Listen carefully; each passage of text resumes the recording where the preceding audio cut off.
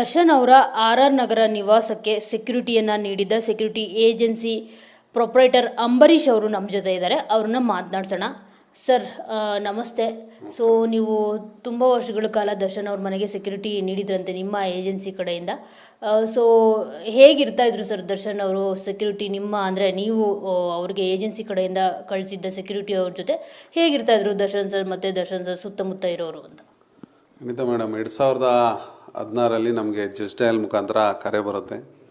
ಆ ಕರೆ ಬರೋ ಸಂದರ್ಭದಲ್ಲಿ ಶೂಟಿಂಗ್ ಸೆಟ್ಗೆ ನಾವು ನಮ್ಮ ಇನ್ನೊಬ್ಬರು ಸ್ನೇಹಿತರಿದ್ದಾರೆ, ಇಬ್ಬರು ಹೋಗಿ ಅಲ್ಲಿ ಮಾತುಕತೆ ನಡೆಸಿ ಅಲ್ಲಿಂದ ನಾವು ಸೆಕ್ಯೂರಿಟಿನ ಅವ್ರ ಮನೆಗೆ ಆರ್ ನಗರಲ್ಲಿರ್ತಕ್ಕಂಥ ಮನೇನ ಡೇ 1 ನೈಟ್ 1 2 ಸೆಕ್ಯೂರಿಟಿನ ನಾವು ಪ್ರೊವೈಡ್ ಮಾಡ್ತೀವಿ.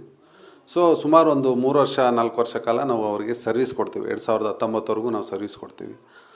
ಆ ಒಂದು ದಿನನಿತ್ಯ ಚರಿತ್ರೆಗಳನ್ನ ಮತ್ತು ದಿನನಿತ್ಯ ಆಗುವಗಳನ್ನ ನಮ್ಮ ಸೆಕ್ಯೂರಿಟಿಲಿ ನಮ್ಗೆ ಅಪ್ಡೇಟ್ ಮಾಡೋದು ಅದು ಇರ್ತಕ್ಕಂಥ ಒಂದು ರೂಲ್.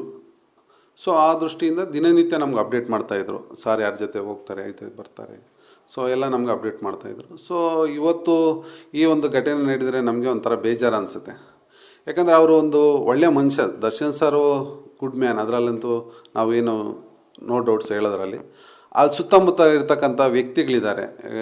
ಆ ವ್ಯಕ್ತಿಗಳಿಂದ ಇವತ್ತು ಈ ಮನುಷ್ಯ ಇವತ್ತು ಈ ಒಂದು ಕೃತ್ಯಗೆ ಕೈ ಹಾಕಿದೆ ಅಂತ ಗೊತ್ತಾಗ್ತಾ ಇದೆ. ನಮಗಂತೂ ತುಂಬ ಬೇಜಾರಾಗ್ತಾ ಇದೆ. ಸೊ ಈ ನಿಟ್ಟಿನಲ್ಲಿ ನಮ್ಮದು ಏನು ಇಬ್ಬರು ಸೆಕ್ಯೂರಿಟಿ ಇದ್ದರು. ಒಬ್ಬ ಸೆಕ್ಯೂರಿಟಿನ ಡೈರೆಕ್ಟಾಗಿ ಅವರೇ ಹ್ಯಾಂಡ್ಲ್ ಮಾಡ್ತಾಯಿದ್ರು, ತೊಗೊಂಡಿದ್ರು, ಅವ್ರ ಜೊತೆಯಲ್ಲೇ ಇರ್ತಾಯಿದ್ರು 24 hours. ಸೊ ನಮ್ಗೆ ಅವರು ಮಾಹಿತಿಗಳು ಕೊಡ್ತಾಯಿದ್ರು ಯಾರು ಏನು ಅಂತೇಳಿ. ಆ ಮನುಷ್ಯ ಆ ಸೆಕ್ಯೂರಿಟಿಗೂ ಹೆಲ್ಪ್ ಮಾಡಿದ್ದಾರೆ, ಇಲ್ಲ ಅಂತ ನಾವು ಹೇಳ್ತಾ ಇಲ್ಲ. ಆ ಸೆಕ್ಯೂರಿಟಿಗೂ ಅವ್ರಿಗೆ ಮನೆ ಕಟ್ಸೋಕ್ಕೆ ಅಂತೇಳಿ ಸ್ವಲ್ಪ ಸಹಾಯ ಮಾಡಿ ಎಲ್ಲ ಚೆನ್ನಾಗಿದ್ದಾರೆ. ಮಂಡ್ಯ ಕಡೆ ಹುಡುಗ. ಸೊ ಈ ದೃಷ್ಟಿಯಿಂದ ಇವತ್ತು ಅವ್ರ ಸ್ನೇಹಿತರು ಏನು ಕುಡ್ಕೊಂಡು ಅದು ಇದು ಮಾಡ್ಕೊಂಬಂದು ಅವರು ಗಲಾಟೆ ಮಾಡೋದು ಅದು ಇದು ಎಲ್ಲ ಇರ್ತಾಯಿತ್ತು.